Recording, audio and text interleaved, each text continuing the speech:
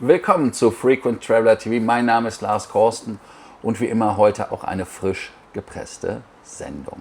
Themen, die wir heute haben. Iberia bekommt eine First Class Lounge in Madrid, was ich toll finde.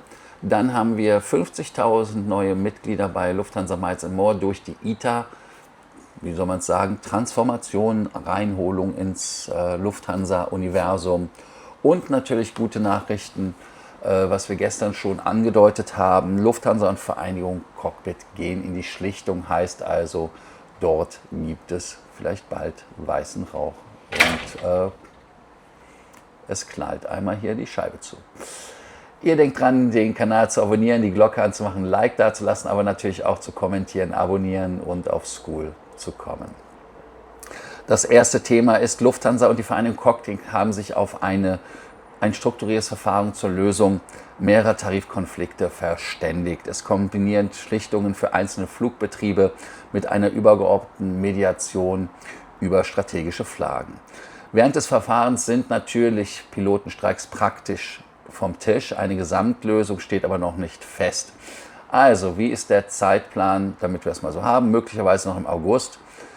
Spätestens 15. Oktober soll Vorlage der Schlichtersprüche sein, 15. August oder möglicherweise noch im August Beginn der Schlichtung, bis 31. Oktober Annahme oder Ablehnung durch die Tarifkommission, spätestens 15. November Vorschläge aus der Mediation und dann 31. Dezember Abschluss des Gesamtverfahrens. Also ihr seht, es ist noch ein weiter Weg. Ja, ein Mitgliedervotum über das Schlichtungsverfahren ist nicht vorgesehen. Die Entscheidung liegt bei Group Tarifkommission der Vereinigung Cockpit. Und welche Betriebe oder welche Flugbetriebe beteiligt sind, sind natürlich die Klassiker. Das ist Lufthansa Classic, Lufthansa Cargo, Lufthansa Cityline, auch wenn es sie nicht mehr gibt, Eurowings. Und je nachdem, um welche Bude es geht, sind natürlich auch die Anforderungen anders. Bei Lufthansa Cargo geht es um die Altersvorsorge, neuer Vergütungstarifvertrag, möglicherweise neue Dienst- und Perspektivthemen.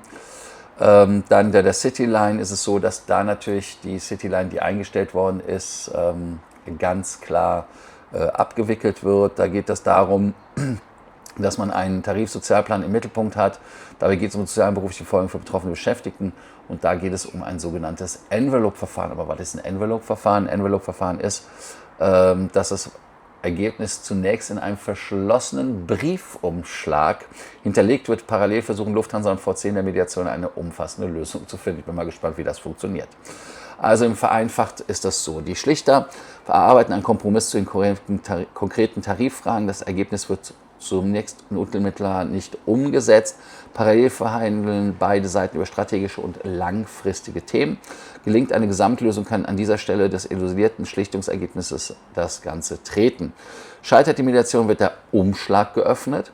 Die Schlichtungsergebnisse für Lufthansa Cargo trifft dann in Kraft, sofern die Bedingungen der Vereinbarung erfüllt sind. Ganz klar, einfach. Ja, man hat also eine Stillhaltevereinbarung für die Flotte mit AOCs und so weiter. Warum verzichtet man auf ein Mitgliedervotum? Kann man jetzt auch natürlich fragen, das ist nicht demokratisch. Ja, es ist einfach so, dass es halt beschleunigtes Verfahren ist und dann geht es nicht wieder monatelanges Hin und Her. Ist die Streikgefahr, und das ist das, was für uns wirklich interessant ist, wirklich gebannt? Ja, also während des vereinbarten Verfahrens spricht viele gegen neues Streik. Lufthansa hält damit natürlich auch Planungssicherheit, aber auch wir als Passagiere können die Hoffnung haben, dass da nichts mehr sauer läuft. Aber natürlich ist die Gefahr nicht dauerhaft gebannt, muss man ehrlicherweise sagen. Denn eine Seite nutzt eine definierte Ausstiegsmöglichkeit, die Schlichtung scheitert. Also all diese Sachen sind durchaus möglich. Und natürlich wissen wir ja auch, dass die letzten Streiks ja mindestens 150 Millionen gekostet haben. Und das wollen wir nicht nochmal machen. Als Fazit kann man hier ganz klar sagen, die Verfahrensvereinbarung ist bisher die wichtigste Fortschritt im Cockpit-Konflikt. Besonders sinnvoll ist es, dass nicht über Renten und Gehälter, sondern auch über die strategische Zukunft der Kernmarke gesprochen wird, dass da also Einigkeit in der Strategie herrscht. Das Envelope-Verfahren schafft eine Absicherung, falls die größte Lösung scheitert. Die Schwachstelle bleibt, dass das Ergebnis ohne Mitgliedervotum angenommen werden kann. Am Ende muss der Kompromiss nicht nur juristisch gelten, sondern auch von den Fliegenden, also von den Piloten, angenommen werden und getragen werden, also emotional angenommen werden. Die Frage ist natürlich als Frage des Tages für euch. Sollte die Vereinigte Cockpit ihre Mitglieder über ein mögliches Gesamtergebnis abstimmen lassen oder ist die Entscheidung durch die TRAF-Kommission ausreichend? Iberia eröffnet Emirate Lounge in Madrid. Emirate Lounge ist natürlich First Class Lounge und damit hat man immer am Madrid eine eigene Premium Lounge für OneWorld Emirate Mitglieder. Die offizielle Eröffnung zwischen dem 7. und 10. September 2026 ist vorgesehen, aber der Probetrieb, der eingeschränkt ist, läuft bereits schon. Aber was ist OneWorld Emirate? Also das heißt, wir haben ja Ruby, dann haben wir Sapphire und Emirate ist halt der höchste Status. Und damit ist man natürlich als OneWorld Emirate stärker abgegrenzt von den Sapphire, weil in Finnland zum Beispiel ist es so, du gehst in dieselbe Lounge. Auch nur in Schengen, ein Non-Schengen ist es, nee Quatsch, du gehst nicht in dieselbe Lounge. Du gehst getrennt in die Lounge, aber das Angebot ist relativ gleich. Da ist das Angebot wahrscheinlich etwas luxuriöser. Dann ist es so, in Non-Schengen ist auch getrennt, mehr Culpa, aber es gibt auch Stellen, wo man halt zusammen in die Lounge reinkommt. Also insofern hat man eine Produktdifferenzierung auch. Ja, eine First-Class-Lounge ohne First-Class ist natürlich kurios, weil, wie wir alle wissen, hat Iberia ja keine First-Class, aber man hat ja keine Hemmungen, da trotzdem einen First-Class-Service bieten zu wollen. Und das finde ich ganz gut, denn trotzdem schafft die Airline ein Produkt auf First-Class bzw. auf Emerald-Niveau. Ein ähnliches Konzept kann man jetzt natürlich sagen, dass Finnair das hat mit dem Konzept, aber wenn man ehrlich ist, es ist da nicht so viel großer Unterschied. In der Non-Schengen ist natürlich der Unterschied größer, weil da à la carte gekocht wird. Also das ist dann schon ein Unterschied und andere Alkoholiker sind, aber in Schengen kein großer Unterschied. Also da könnt ihr schauen. Also auch bei British Airways, da gibt es ja Concorde Lounge und so weiter, also da gibt es noch andere Möglichkeiten, aber das ist ja schon mal ein Schritt nach vorne.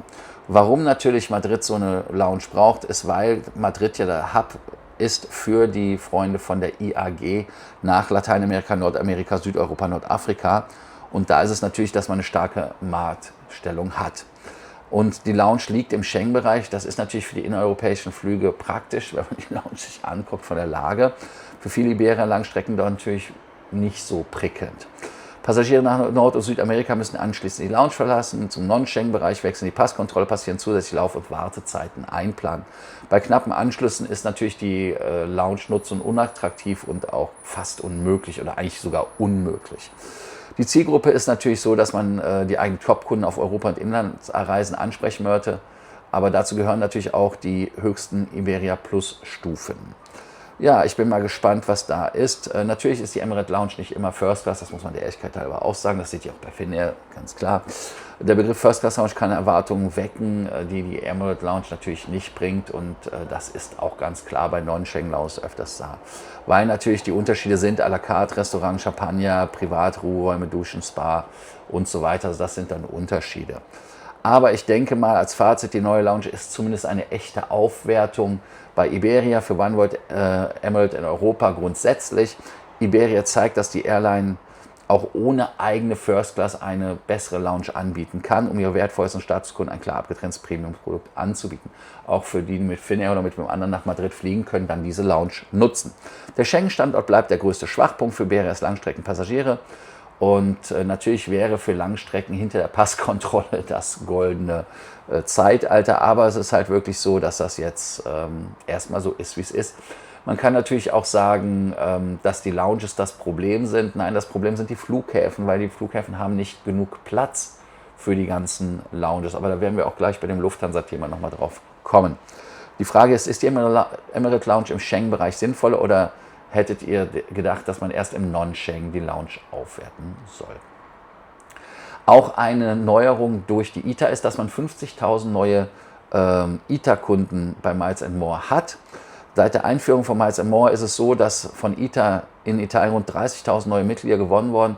Zusätzlich haben 50.000 frühere Volare Staatskunden ihren Status zu Miles & More übertragen. Sie erhielten je nach Stufe den Frequent Traveler oder Senator-Status. On-Circle ging nicht. Das heißt also, dass man in Italien 300.000 neue Mitglieder hat, 50.000 Statusmatch aus früherem Volare-Programm, 27% mehr Code-Share-Passagiere zwischen ITA und Lufthansa Group, angesichts des Synergiepotenzials bis 2028 450 Millionen Euro jährlich. geplante Aufstockung des Lufthansa-Anteils auf ITA auf 90%. Also daran sieht man doch schon, dass es um mehr geht als um eine reine Kapitalbeteiligung bei der Lufthansa.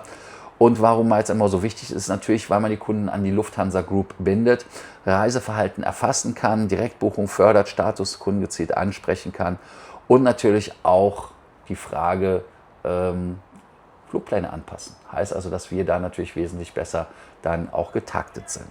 Ja, selbst wenn die Kunden auf Frequent Traveler und Senator verteilen, also 50.000 Statuskunden, fragt man sich natürlich, ist das viel, wenn man das so sieht? Lounges, Priority Checks-in, bevorzugte Sicherheitskontrolle und so weiter.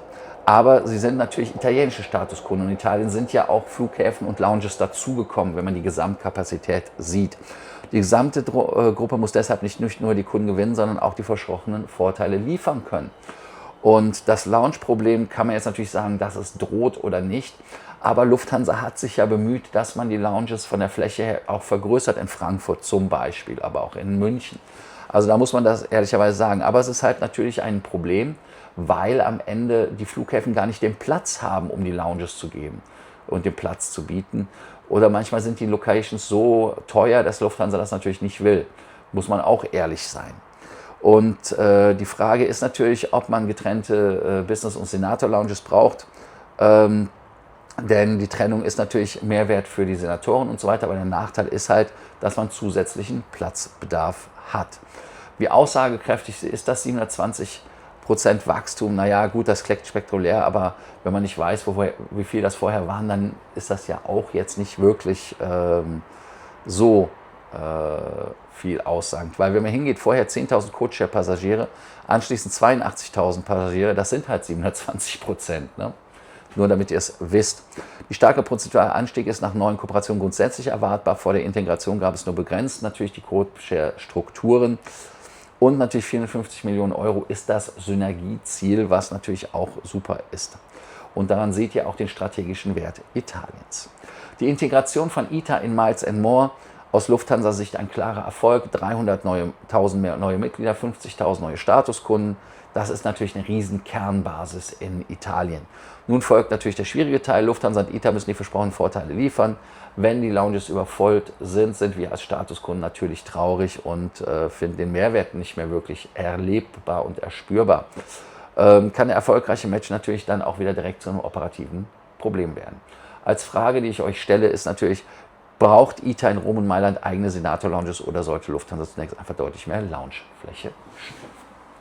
Oh, Lasagne für Senatoren und vielleicht eine Horn-Circle-Ecke. Man weiß es ja nicht. So vielleicht so wie in, wo war das denn? War es in Warschau, wo es da so ein Seil gab? Also, alles okay. Als Fazit ist es so, dass man natürlich das Ganze um das Wertvollste sich dreht, was Fluggesellschaften haben. Das sind nicht nur das Personal, also die Piloten und die Flugbegleiter, sondern auch die Passagiere und Kunden. Im Cockpit versucht Lufthansa seinen Konflikt nicht nur über Geld, sondern auch über eine langfristige Perspektive der Kernmarke zu lösen. Iberia investiert in eine exklusive Lounge für die höchste OneWorld-Stufe. Lufthansa bietet währenddessen 10.000 italienischen Statuskunden an Lufthansa Miles & More. Status, Tarifverträge, Premium-Angebote funktionieren allerdings nur, wenn die damit verbundenen Versprechen eingehalten werden. Eine Flottenzusage ohne tatsächliches Wachstum wäre ebenso wenig überzeugt wie ein Senator-Status ohne freie Loungeplätze. Ist halt so. Ihr denkt dran, wie immer den Kanal zu abonnieren, die Glocke anzumachen und ein Like dazulassen und die Frage des Tages eventuell auf School zu beantworten. Wird die Schlichtung im Lufthansa-Pilotenkonflikt dauerhaft lösen und sind 50.000 neue Miles & More Statuskunden zu viel auf einmal? Also, danke, dass ihr heute dabei wart und ich freue mich, euch bei der nächsten Sendung wieder zu sehen. Bis dann. Ciao.